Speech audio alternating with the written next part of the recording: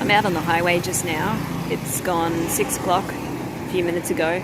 Just wanted to show you that big hotel over there. So it's Hotel and Land for Sale, it says on that sign there. I just want to show you directly across the road from that.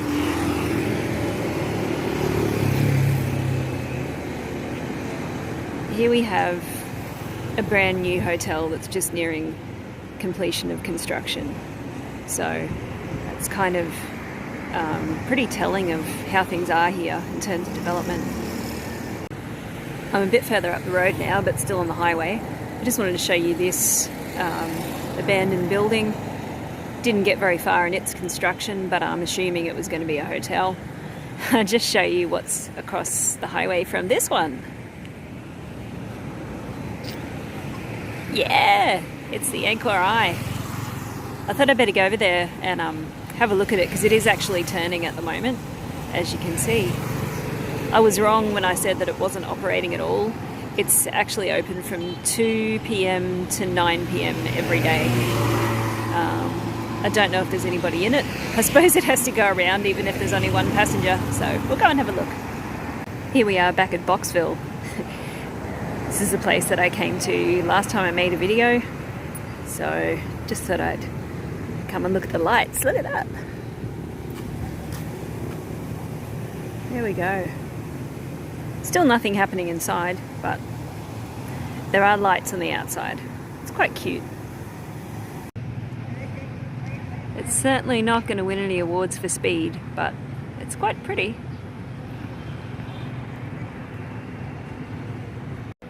There we go, there's a bit of a close-up. If I was a more patient person, I'd wait the 18 minutes and find out how many people were actually on it, but I suspect 1 or 2. Suppose no video in these times is complete without a bit of an update on the C word. Yeah, things are just moving so quickly with that. It's hard here because we're keeping up with what's happening in Cambodia. We're also following, obviously, what's happening in Australia. We're trying to keep abreast of which borders are open, land borders, airports, that sort of thing, which countries are in, which countries are out, whether it's passport holders of those countries or people who visited those countries recently.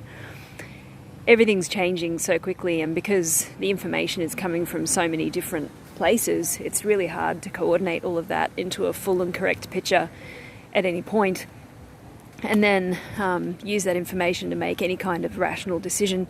It's quite hard. Yeah, so it's pretty exhausting too, trying to, I don't know, keep on top of everything and balance how we're feeling here, which changes by the second, really. 1 minute you feel like everything's normal, then something will happen and you'll just feel a little bit overwhelmed by everything. So the NGO where I work had 2 Australian government funded volunteers that were due to finish up in June. Fantastic people, but they were repatriated. They were originally told that it would be sometime in the next 2 to 3 weeks. Then it was going to be Saturday, then it was Friday, then their ticketing was stuffed up and it's back to being Saturday. But just the speed with which that was done, it just makes you feel really sort of tense and uneasy about things. And we're not immune to how us being here causes worry for people back home as well. We certainly don't take that lightly by any means. Like Jeremy's mum, my parents, our families, our friends, our decision to stay here and how that impacts on them, how that causes them additional concern and worry. Yeah, so all of that together is pretty huge. So at the moment, I suppose if we wanted to, we could make the decision to leave, but I think that window is closing very, very quickly. It's kind of made even more difficult by the fact that there aren't any direct flights from Australia to Cambodia or Cambodia back to Australia. So you have to transit through a third country, And that means you have to take that country's rules into consideration. Some countries are actually enforcing restrictions even on people that are just transiting. I think Thailand now requires you to have a certificate of health issued within the last 72 hours before your flight, signed off by a doctor saying that you don't have any symptoms and you are no threat of carrying the virus. I don't really know how they can actually say that with any accuracy, but because they don't do a blood test or anything like that, or a swab. I think they just have a look at your overall condition and sign the letter, take the $40 or $50 and off you go. It's certainly the case for people that have been reported getting those letters here in Cambodia for travel on to Thailand anyway. May not be the case across the board, but it is in those cases that I've heard about. Yeah, tourism-wise, you still see a few people around, not very many obviously. I think a lot of the bars in Pub Street that just serve drinks have been told to close. But I think if you're a restaurant, you're okay. It's pretty easy to practice social distancing because there just aren't many people in those places at the moment. There are still a lot of expats here. Somebody set up a Facebook group just recently for expats who have decided to stay to wait it out in the Reap, and that's a good place to connect with people and see how other people are going. People that understand how you're feeling about the situation too. Who knew? Boxville also has a fountain. Pretty exciting. Yeah, so the NGO that I work for is called This Life. We have about just under 100 staff, most of them my people. We made the decision that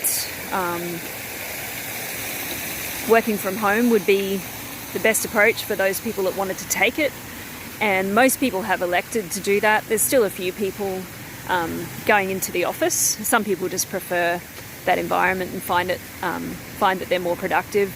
So until we're told that we can't operate from the office and that we have to work from home, some people are still going in, but I've elected to work at home as it suits me quite well, that way of working.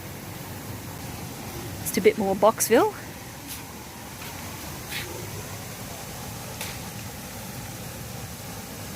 It's a merry-go-round horse. I think it's a selfie kind of a thing. Let's have a look. Yes. I think you can go on there and have a picture taken. Oh, it's super hazy out there. Someone's just decided to have a big old burn on the other side of the highway, which is always nice. I better get home because it's getting dark, and I've just realised that my bike's headlamp has stopped working. So there's a job for tomorrow. Fix the headlight.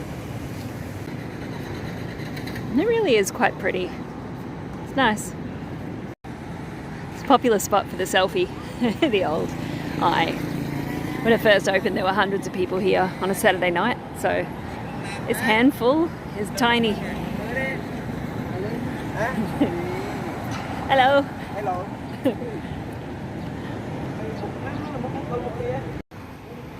Okay, I really better go now. But it's so pretty. Thanks for watching. Please like and subscribe. Follow the other vloggers that we've linked to down below, and we'll see you next time. Bye.